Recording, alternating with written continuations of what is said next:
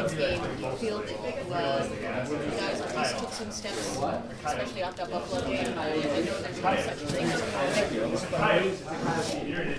Yeah, I think like Buffalo, it happens. You know, it's obviously not what you want. It's a bad performance, but you know it happens. So we weren't like panicked after it or anything. You know, we went into yesterday thinking we're gonna win, and I thought we had a lot of positive, but you know I think that's one that we could have had. Your line got matched up against McKinnon's a lot last night, and you handled yourself. I guess do you see that as an evolution too, and just even for you and Ryan as young guys and getting that sort of responsibility? Yeah, it was fun. Obviously, he's been dominant this year, every year that he's played. So that's such a good challenge, and you know I was pretty excited going into the game to get that, and I think you can, you know, really assess yourself as a group and as individuals when you're playing a guy like that. So, you know, it was fun. Have you, I guess as the season's gone, have you thought about the contract at all? Is that ever on your mind? No, not at all, really. I'm just playing. That stuff will happen when it happens, so it's not really something that I've thought about at all. Do you, I guess, do you pay attention when other people sign, or are you looking at, I guess, the numbers at all? Or? No, no. I mean, I just see it like everyone sees it. So, you know, I'm not looking at that. Yeah, I don't. It's not something that's worrying me right now or anything. After the first couple of years of your career, was last night's game with the tempo noticeably different for you from where maybe games like that might have been with the Rosters who were on the first 2 years? Yeah, I mean that's them and Edmonton are probably the two fastest teams in the league, I'd say.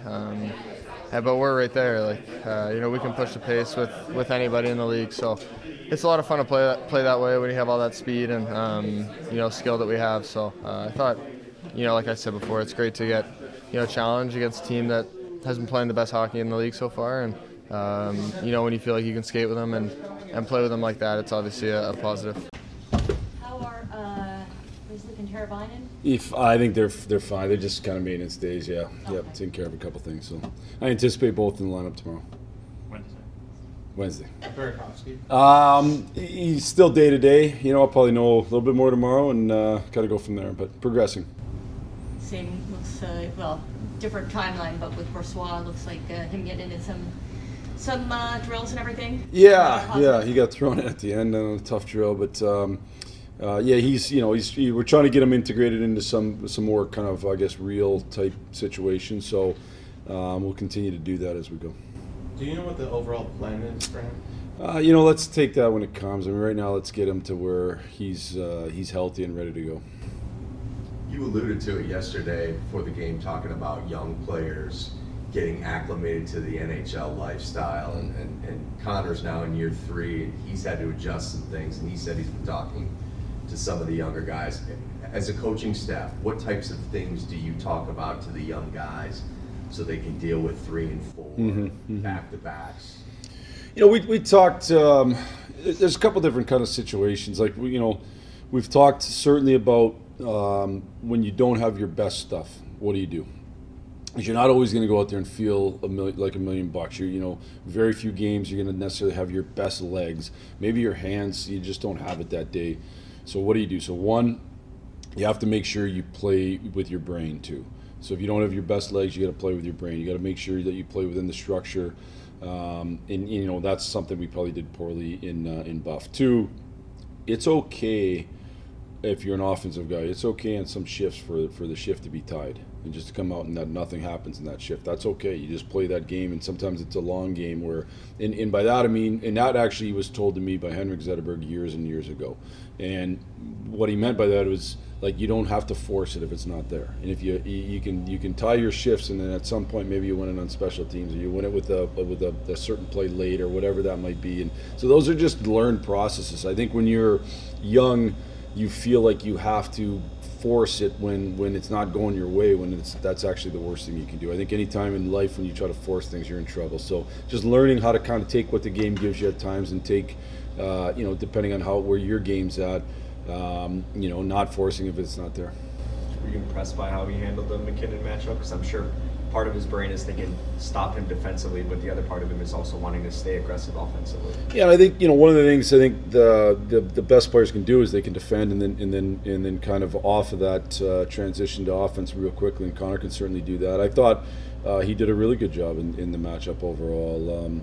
I think it's not just him. I mean, it's obviously his line mates too, and vice versa. But I thought ultimately, that they did a good job. And unfortunately, we created some really, really good chances we didn't score on, and they had some too. And it was a close game that we lost 1-0. But I can't say that I was not happy with the way that we played throughout large parts of that game. Honestly, I went back, watched the second.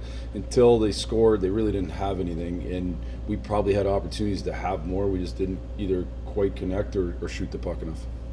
I have a random stat, but I think the differential in icings is the biggest in the league negatively. Yeah. Do you think there's like a skill to kind of flipping it really high so it doesn't go all the way down, or do you think there's anything to that? Oh, that's an interesting stat. I did not know that stat, so I'll have to dive into it. I think I would say there's probably two things in that. I would say sometimes you just get half court and you're just pounding it out. There's definitely something to be said for. I actually think we've probably struggled more the other way, where when we go to make a hard play, so when it's time to make a hard play, not necessarily a tape-to-tape play, I'm a big believer you're going to make it hard, and it's got to end up at the far blue. You cannot leave that in your zone. The worst thing you can do is turn the puck over there, because that's when you're in mega scramble mode. And honestly, I don't think we've been good enough at that. Almost more the reverse of what you're saying. But so I'd have to dig into it more. Yeah. I'd have to dig into it more. So it's more that you're willing to take an icing as long as at least it's deep. You'd rather have an icing than a turnover. Yeah. And when you're in scramble mode in D zone, I'm a big believer in that. Yeah. Because at least then you get reset. Mm-hmm. You know what I mean? You get a chance to kind of at least get reset off that. We talked about Levshunov last night. How do you think Sam Renzel played?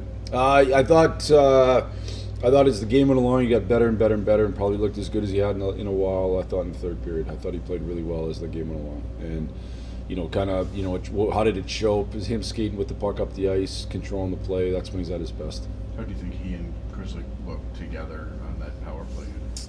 I think when they've been on there, they've done a pretty good job. But it's limited minutes, limited sample size. So we'll see as we keep going along.